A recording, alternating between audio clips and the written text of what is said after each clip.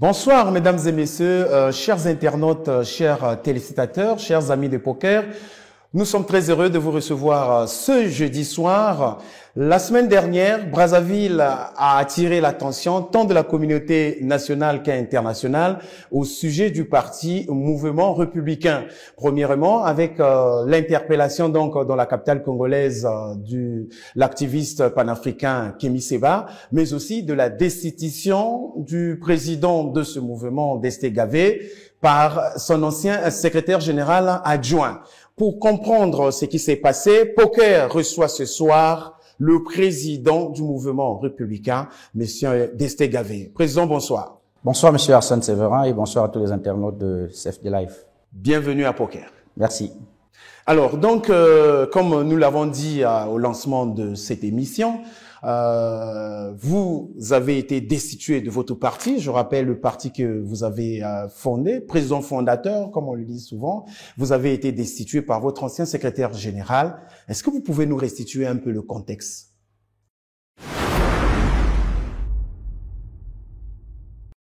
Bon, Monsieur Arsène Séverin, très honnêtement, on avait pris la décision en interne de laisser le secrétaire général qui va parler dans les jours à venir de cette situation en long et en large, mais pour le respect de votre plateau, je m'en vais vous dire que on ne peut pas se réveiller un bon matin en tant que membre d'un parti politique, organiser une conférence de presse et prétendre destituer un président.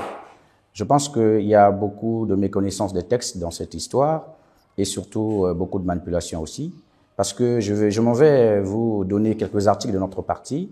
Et vous savez, l'ancien secrétaire général a été suspendu conformément à l'article 88 de nos statuts pour faute grave. Et donc, il a été ensuite radié, voilà, conformément à l'article 93 de nos statuts, qui donne donc la possibilité au président du parti, de façon exceptionnelle, de radier un membre du parti. Alors, pourquoi sa conférence de presse ressemble à du folklore? Pourquoi? Parce que nos textes disent ceci.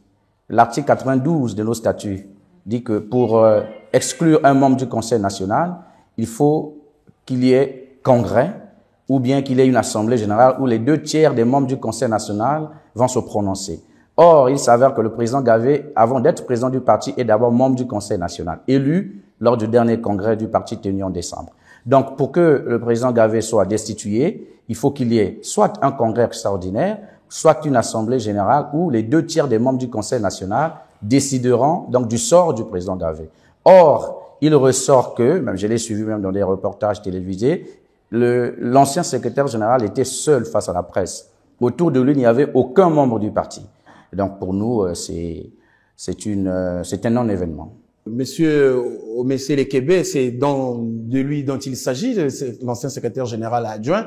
C'est pas quand même un membre rien, un anodin dans votre parti. C'est Luc Lulu que vous avez eu dans votre parti. Et lui, il relève contre vous certains griefs. Il pense que vous dirigez le parti de main de fer, vous faites ce que vous voulez du parti, vous faites tout ce que vous voulez des finances du parti. Vous ne demandez pas l'aval des autres membres de votre bureau exécutif. Là aussi, vous parlez de la manipulation ou bien ce sont des faits réels? Mais pourquoi les autres membres du parti ne sont pas avec lui?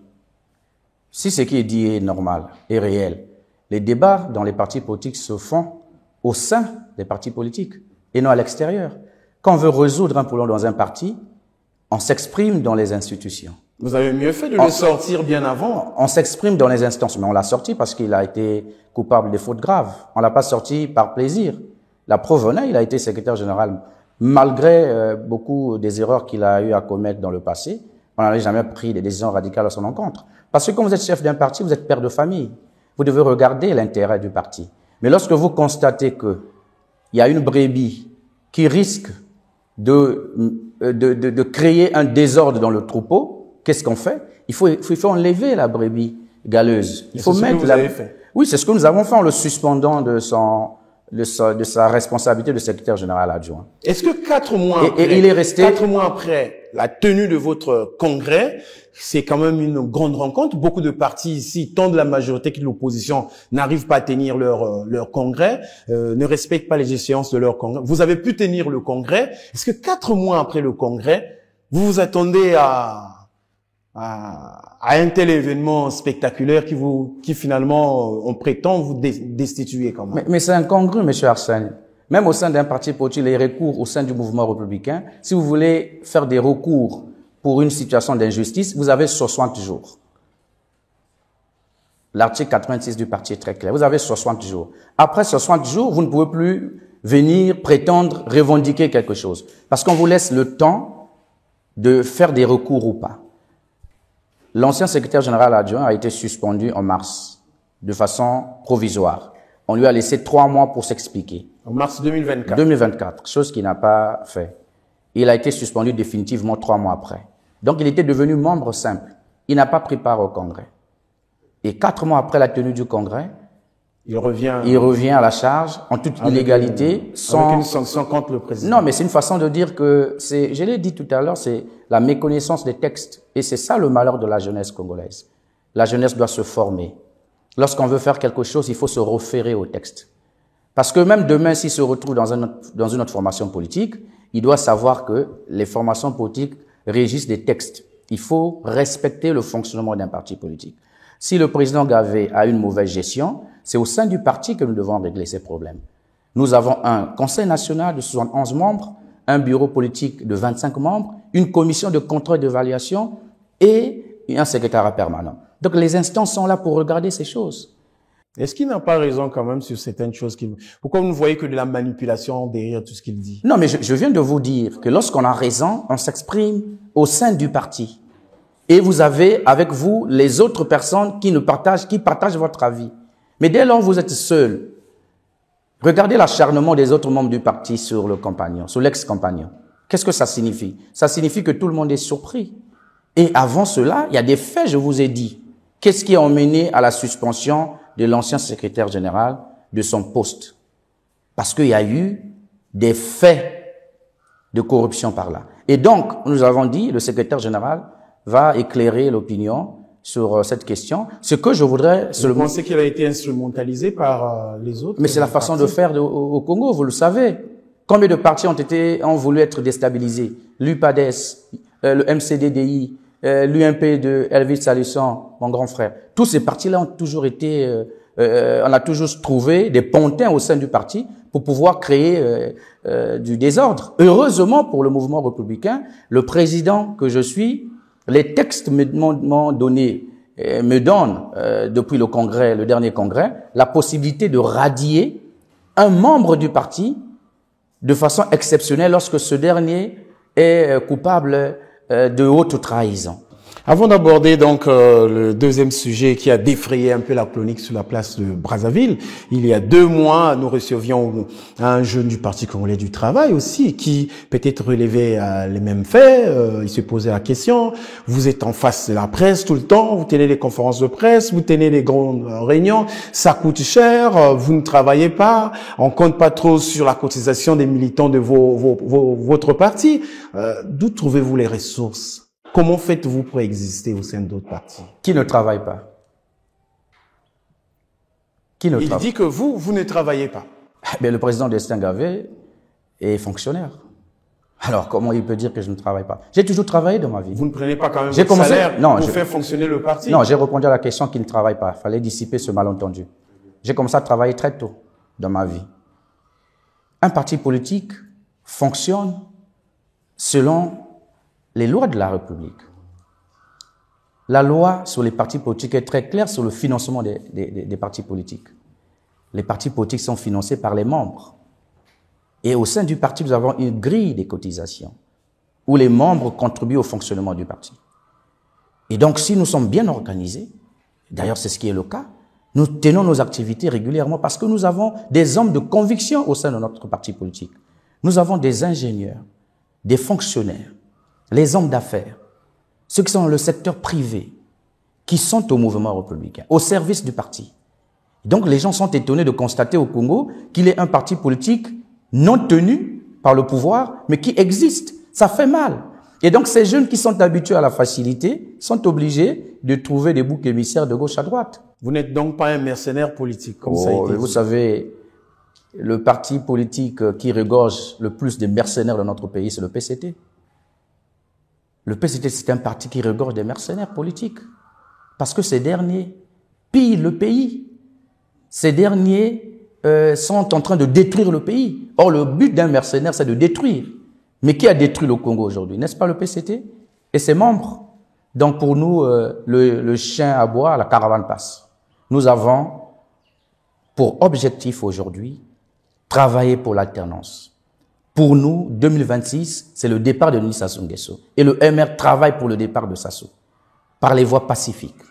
Maintenant, si les gens sont dans la distraction, dans l'amusement, nous ne sommes pas là. La semaine dernière était également marquée ici à Brazzaville par l'arrivée du tonitruant activiste panafricain, Kenny Seba, qui revenait de Kinshasa, est arrivé à Brazzaville. Vous l'avez accueilli au beach, au port fluvial, au beach de Brazzaville. Il a traversé, il a passé une nuit ici. Et le lendemain, vous deviez donc tenir une activité, une conférence sur le franc CFA. Et la conférence n'a pas eu lieu. Qu'est-ce qui s'est passé?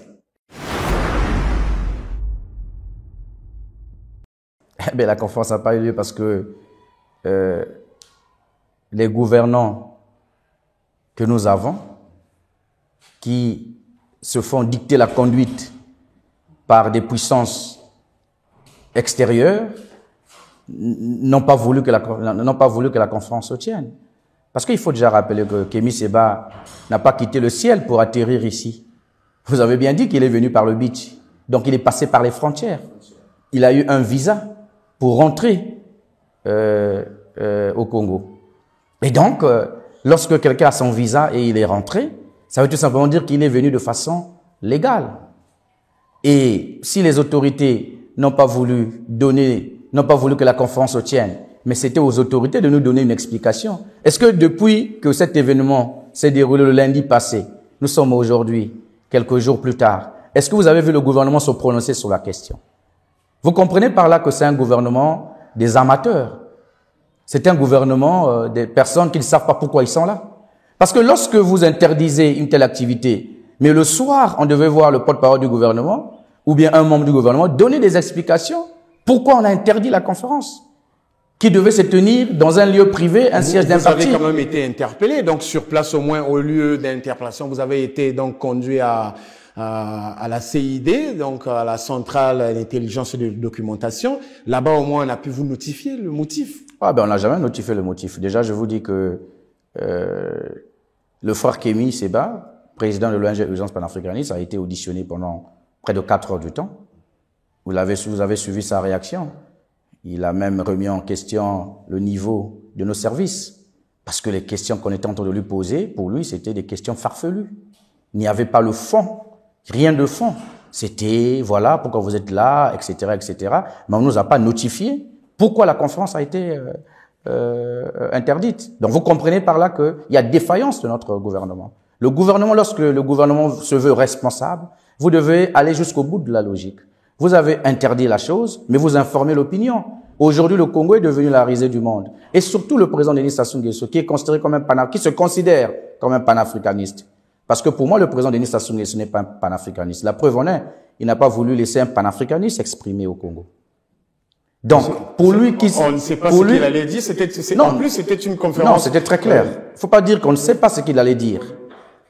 Lorsque les services de renseignement sont venus ici dans ce siège, il y avait une banderole qui avait déjà indiqué le thème de la conférence. Il était question de parler du franc CFA. Pourquoi on ne doit pas parler du franc CFA?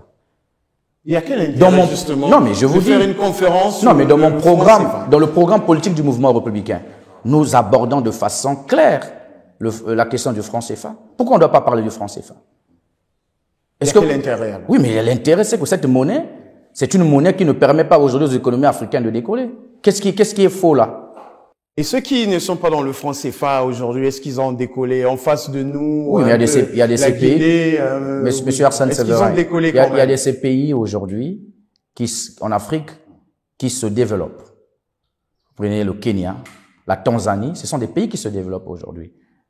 Il faut reconnaître que la plupart des pays qui utilisent le franc CFA, ça ne va pas. Si ce n'est pas les questions de développement, ce sont les questions de dette. Et donc, on est censé comprendre cette monnaie. Pourquoi il y a eu des réformes au niveau de l'Afrique de l'Ouest? Mais pourquoi dans la zone CEMAC, il n'y a pas de réforme?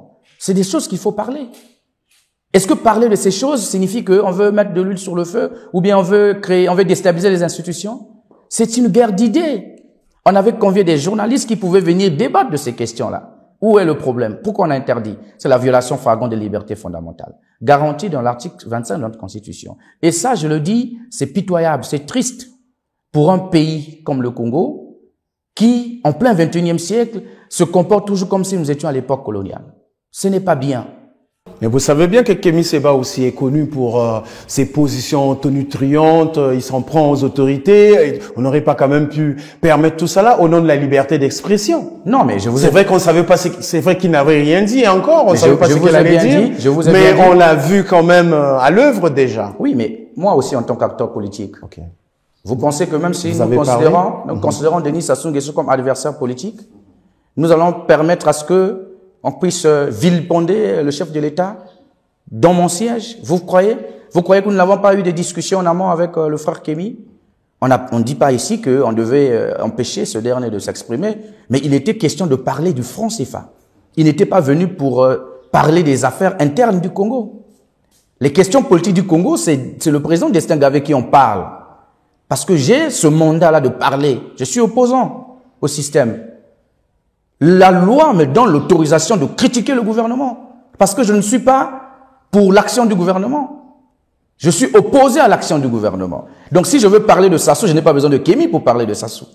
Si je veux parler de la gouvernance médiocre du Congo, je n'ai pas besoin de Kémy Séba. Et vous estimez donc qu'il y a eu un peu la main très lourde des puissances occidentales pour faire que cet événement n'ait pas lieu quand même? Au-delà de la main très lourde, oh, mais c'est évident, mais il faut dire que nous avons des...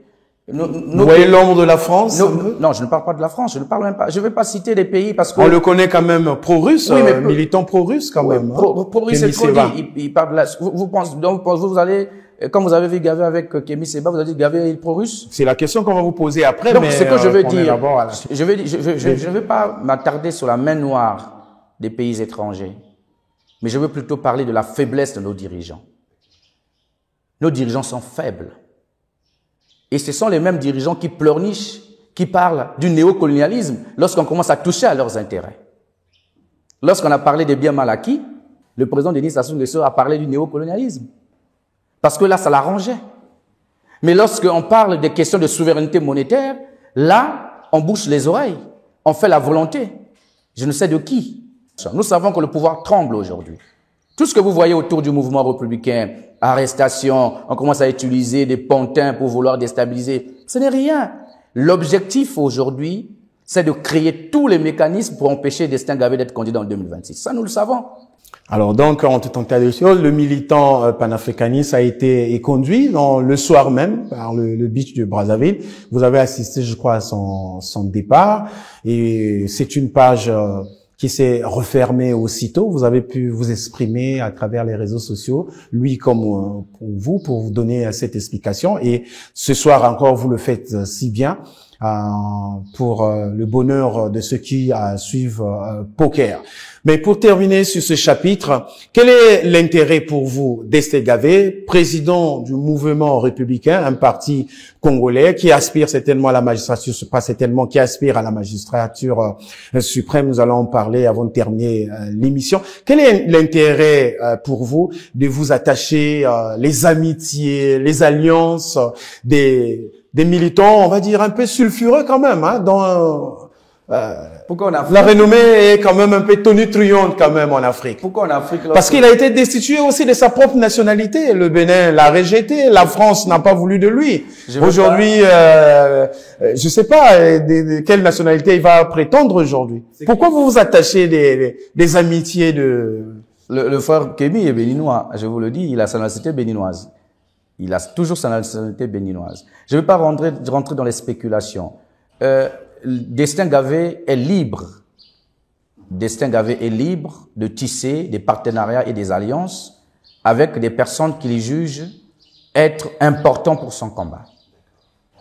Et en Afrique, il y a toujours cet esprit-là. Lorsque quelqu'un dit les vérités, non, il est tonitruant, oh non, il est ceci. Mais pourquoi on n'a pas besoin d'écouter ces vérités-là? Il était simple de laisser le frère Kémy s'exprimer Et les gens allaient analyser ce qu'il allait dire. On a l'habitude de l'écouter, hein. On a l'habitude de l'écouter. Oui, mais les Congolais avaient la soif de l'écouter. Vous avez vu comment les jeunes se sont manifestés. Ils ont envahi le siège du mouvement républicain pour écouter, parce que c'était important. Maintenant, vous savez, en politique, on ne va pas être là sur un plateau de télévision pour détailler les partenaires, pourquoi tel partenaire, pourquoi tel partenaire. C'est comme les nations. Chaque pays est libre de tisser les relations de coopération avec le pays qu'il souhaite. C'est comme un acteur politique, il est libre de tisser des alliances avec des partenaires politiques qu'il juge nécessaires pour son combat. 2026, on a vu dès l'entame de l'année, en janvier, vous avez réuni la presse nationale et internationale pour leur présenter vos vœux, de leur souhaiter le bonheur pour l'année 2025. Vous avez annoncé une longue tournée à travers le pays et vous avez confirmé votre candidature puisque vous avez été investi par votre parti. 4 mois après, on vous voit plus. Mais là, vous me voyez? Oui. Nous sommes venus vous chercher et en ce moment-là, oui, mais nous, Poker ne fait pas forcément partie de votre programme. Vous avez un gros programme, la tournée du pays. Monsieur Arsène Séverin, un parti politique vit de son agenda. Voilà. Nous avons un agenda que nous avons calé et nous avons promis au peuple congolais de faire une tournée nationale et internationale. Nous ferons cette tournée. Voilà. Aujourd'hui, nous sommes 4 mois plus tard, mais nous travaillons. Nous sommes à moins de 12 mois de l'élection présidentielle. Oui, mais bien sûr, moins de 12 mois de l'élection présidentielle, effectivement, nous sommes en train de travailler. Vous n'avez pas les moyens du PCT, hein, qui peut faire tout le pays en 5 jours. Les moyens de l'État du PCT, il faut bien préciser. Parce que le PCT puise dans les caisses de l'État. Et c'est un parti qui n'est pas en conformité avec la loi aujourd'hui.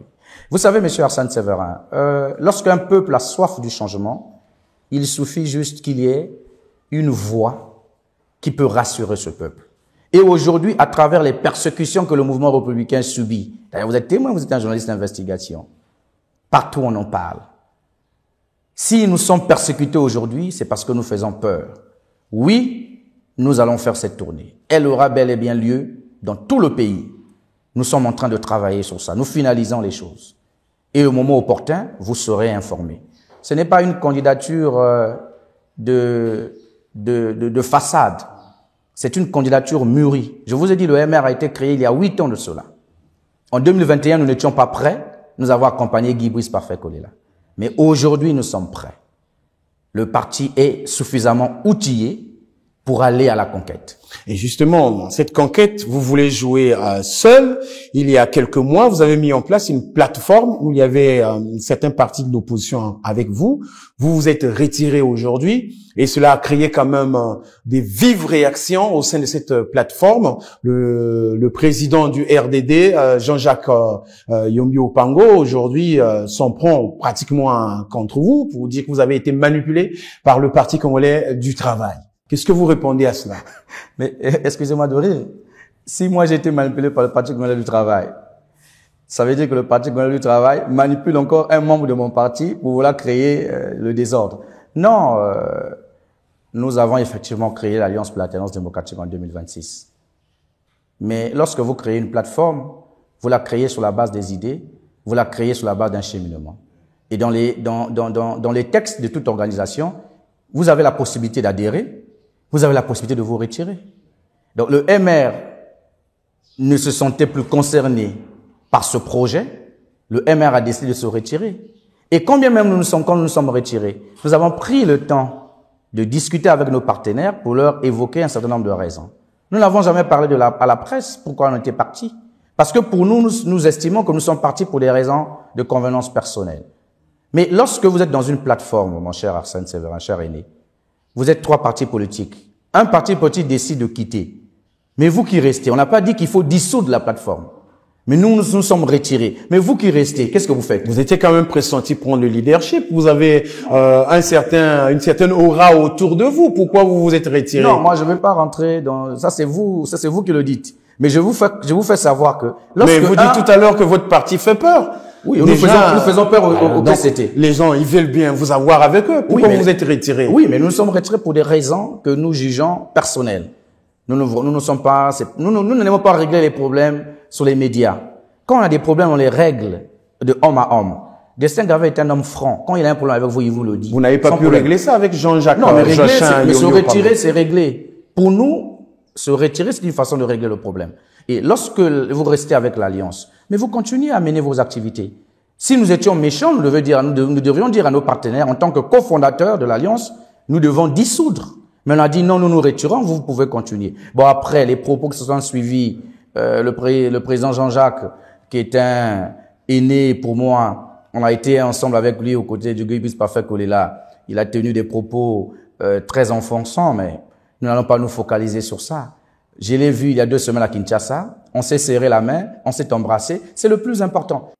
Les Congolais, donc, des villes et des villages attendent cette fameuse tournée que vous leur avez promise. Je pense qu'elle aura lieu et vous irez partout. C'est souvent le tort qu'on fait aux partis de l'opposition, aux candidats de l'opposition, qui n'arrivent pas aux confins des départements pour aller parler aux potentiels électeurs. On va terminer par la situation globale du pays. Après le premier trimestre qui s'est achevé, le Congo passé avec satisfaction sa 6e revue avec le Fonds monétaire international. Le Premier ministre encore, on a suivi la semaine dernière, qui était en train d'appeler à l'assurance, à la confiance de l'action gouvernementale, qu'il y a des choses qui se feront. Je prends pour preuve donc les conseils locaux, les conseils des départements qui vont se tenir parce qu'ils n'ont pas pu se tenir, il n'y avait pas assez d'argent. Donc le Premier ministre appelle quand même à une certaine confiance à l'action du gouvernement. De façon globale, quelle est votre analyse, votre lecture aujourd'hui de la vie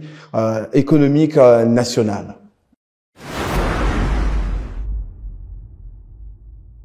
Monsieur Hassan, vous ne constatez pas que c'est du bricolage? Ce que nous vivons au Congo, c'est du bricolage. Nous avons des dirigeants débrouillards. C'est-à-dire que certains ne savent pas pourquoi ils ont la responsabilité de diriger un pays, de conduire les destinées d'un pays. Toutes les fois que nous suivons les questions-réponses, les questions orales avec débat entre le gouvernement et le Sénat ou à l'Assemblée nationale, mais vous constatez que c'est un véritable spectacle. Mais les réponses, les gouvernements donnent quand même des réponses. Mais ce sont des réponses, comme je dis, farfelues. Il n'y a rien. Mais il faut aujourd'hui parler de l'amélioration des conditions de vie des citoyens. Un gouvernement qui est au service de la population résout les problèmes des Congolais. Mais on ne peut pas être là tous les jours à venir avancer des raisons, toujours chercher des raisons extérieures, des causes endogènes, exogènes. On n'assume pas. Aujourd'hui, ce qu'il faut retenir, c'est qu'en 41 ans de gestion de Denis Sassou Nguesso, c'est l'échec, c'est le chaos. Anatole Koné Makosso nous a parlé des 12 batailles. Posez-lui la question, où en sommes-nous avec ces 12 batailles? Nous sommes à 11 mois de la fin de leur mandat, de leur départ de la tête de ce pays. Parce que dans 11 mois, nous parlerons du PCT au passé. Alors aujourd'hui, lorsque vous me dites quel est le regard, mais l'action du gouvernement est piètre. L'action du gouvernement est nulle. Parce que les Congolais souffrent tous les jours. Nous avons toujours les mêmes problèmes. Les questions d'eau, les questions d'électricité, les questions d'emploi, les questions de sécurité sociale, les questions de santé. Donc, l'action du gouvernement est piètre et médiocre. Ce que les Congolais veulent aujourd'hui, c'est le départ de ce gouvernement, c'est le départ de ce régime. Et comme nous sommes des démocrates, on ne peut pas parler de leur départ avant l'échéance. Il leur reste 10 à 11 mois avant la fin du mandat de l'actuel président et nous tournerons la page de Denis Sassou Nguesso et son système. Nous sommes arrivés donc à la fin de cette émission. Vous avez déjà anticipé sur la dernière question, la tournée du président de la République dans la Bouenza, où il a visité des exploitations et des activités agricoles dans ce département. Et un petit mot là-dessus. Nous avons 10 millions de terres arables. Posez la question à ce gouvernement. Quel est le pourcentage des sols utilisés au Congo dans le domaine de l'agriculture? On est autour de 4% aujourd'hui. Vous comprenez que on ne peut pas parler de développement d'un pays si ce pays est incapable de nourrir sa propre population. Nous dépendons de l'extérieur pour vivre. Le président de la République a toujours fait des promesses mielleuses des promesses vaines. Mais là, c'est pas des promesses quand même. On a vu des complexes industriels qui vont démarrer, mais déjà construits. Oui, mais c'est toujours ça. On a vu le manioc. Oui, mais le problème, c'est les arbres qui existent quand même. Mais c'est toujours ça, monsieur Arsène Séverin. On a vu. Quel est l'impact sur le panier de la ménagère? Vous avez une femme chez vous. Posez la question à votre femme, est-ce que le prix du manioc a diminué au marché? C'est pour dire que tout cela, c'est juste pour, on appelle ça du vernis. On veut embobiner la population. Ça a toujours été, Denis Sassou Nguesso fonctionne comme ça.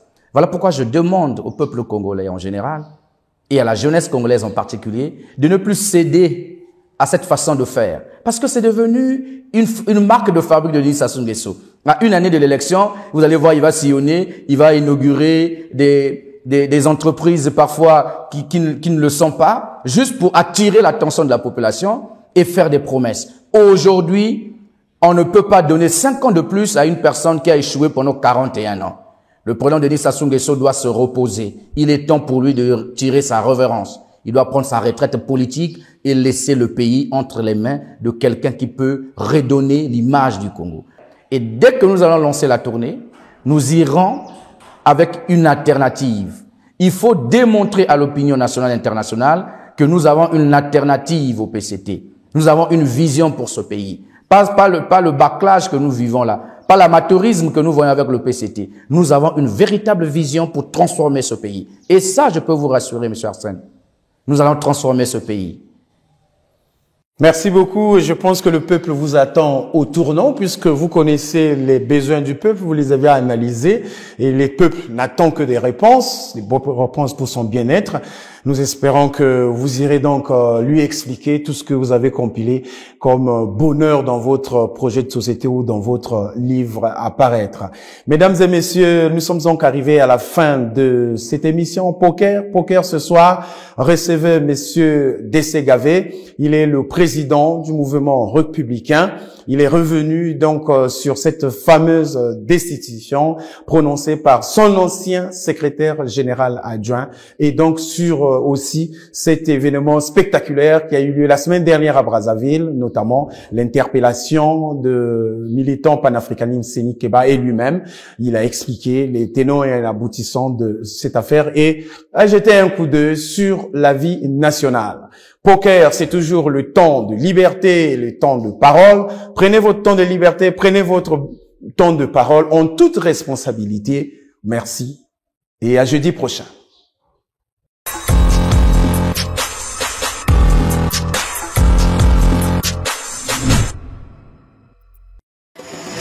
Pour toute participation à l'émission Poker, nous contactez par WhatsApp au 06 661 00 60.